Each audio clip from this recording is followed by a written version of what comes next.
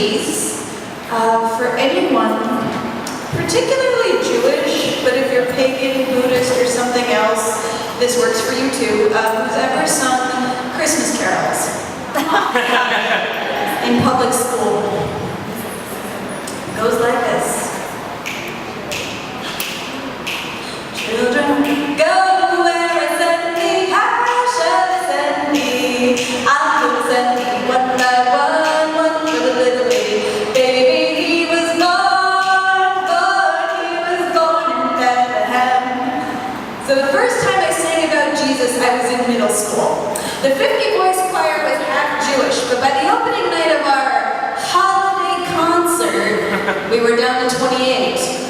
Some kids left because their furious parents didn't want them singing Christmas carols in PS 162, and some left for the same reason, but of their own volition. Now, as much an activist as any 7th grader, I was eager ready to make a statement about the separation between church and state. My parents don't know any protest songs. They hummed tunes by Palestrina. They said, no. Music is holy. Go make your peace with it. It was never about the words. I know more of the Latin Mass than half the Catholics I grew up with. And I've stood in grand cathedrals built on the ashes of Jewish towns, but when I hear those arched ceilings cradle the offerings of our voices, I feel forgiveness spring from beneath my shoulders like wings.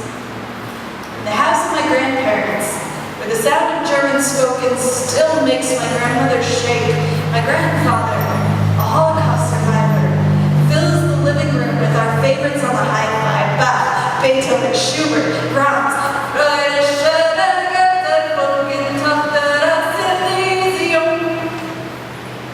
I call it forgiveness.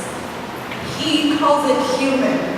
A recognition of something that exists above us, notes that climb higher than church spires and resonate like history in our innermost holy. Now, I've sung in churches and Christmas concerts. I've sung praise hymns and vespers. I know more songs about Jesus than I do about any other Jew.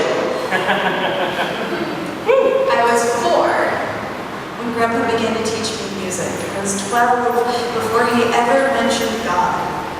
By then, I had built my piece, an altar of bass lines. Some things you just can't live without. It was never about the words.